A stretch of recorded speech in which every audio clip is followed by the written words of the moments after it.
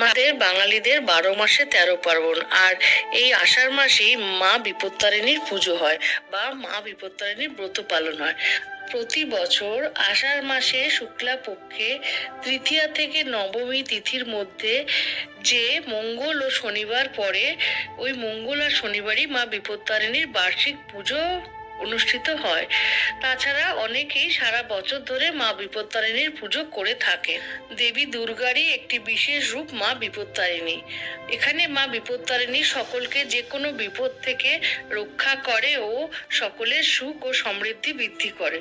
আমাদের সনাতন হিন্দু ধর্মে যে কোনো পুজো পার্বণে হাতে হলুদ সুতো বাঁধার চল আছে, কিন্তু মা বিপত্তারিণী একটু অন্যরকম। এখানে হাতে হলুদ সুতোর বদলে লাল সুতো বাঁধা হয়।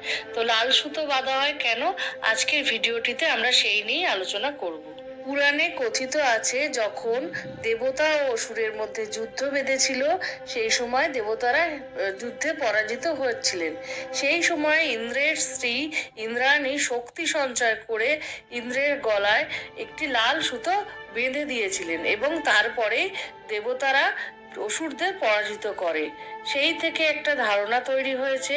তাছাড়া আরেকটি গল্প আছে আমাদের, সেটা হলো পুরাণে প্রহ্লাদের ছেলে বলি বিষ্ণুর আশীর্বাদ ধন্য হয় এবং তাকে বিষ্ণু অমরত্ব দেন। সেই সময় বলিকে লাল সুতো হাতে বেঁধে দিয়েছিল, অর্থাৎ লাল রং বা লাল সুতো শক্তি ও সাহসের পরিচয়।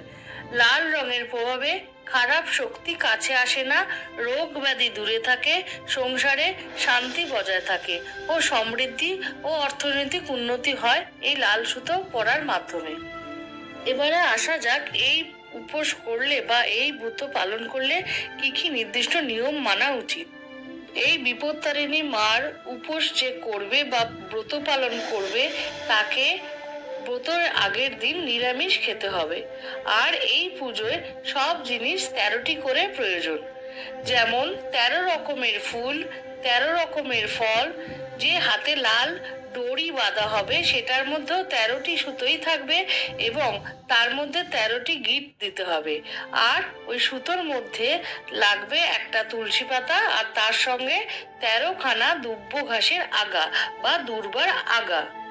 তাছাড়া নৈবেদ্য হিসেবে দিতে হবে 13টি গোটা ফল, কাটা ফল, 13টি লুচি, 13 রকমের মিষ্টি, 13টি পান, 13টি সুপুরি, 13টি এলাচ, 13টি লবঙ্গ, সমস্ত কিছুই লাগবে 13টি করে। আর লাগবে তিল, কুশ, হর্তুকি, তুলসী, দূর্বা, এই সমস্ত কিছু নিয়ে মাকে সংকল্প করে ঘট পাততে হবে। অর্থাৎ যারা বাড়িতে পুজো করবে তাদের জন্য এই ঘট পাততে হবে।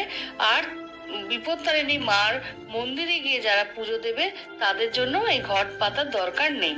এই ঘট পাতার জন্য লাগবে আমের পল্লব, ডাব বা কলা বা হর্তুকি। দেবী দুর্গার যেহেতু প্রিয় ফুল পদ্ম, তো এই পুজোয় পদ্ম ফুল খুবই দরকারি। আরো একটি ফুলের কথা বলা আছে, তা হলো কৃষ্ণ কমল। মার 108টি রূপ আছে, তার মধ্যে এই বিপত্তারিণী মা সংকট নাশিনীরই আরো একটি রূপ। এখানে যে লাল সুতোর মধ্যে 13টি গিট বাঁধা হয়, তা সেটা হলো 12 মাসের জন্য 12টি। আর একটি হলো যে ব্রতটা করছে তার যত সংসারের ঝামেলা বা জীবনে যা সমস্ত বিপদ আপদ আছে তার জন্য একটি। 12 আর 1-এ 13টি। মা বিপত্তারিণীর ব্রত নারী পুরুষ নির্বিশেষে করতে পারে, কিন্তু যে ব্রত পালন করবে আগের দিন তাকে নিরামিষ অন্ন গ্রহণ করতে হবে।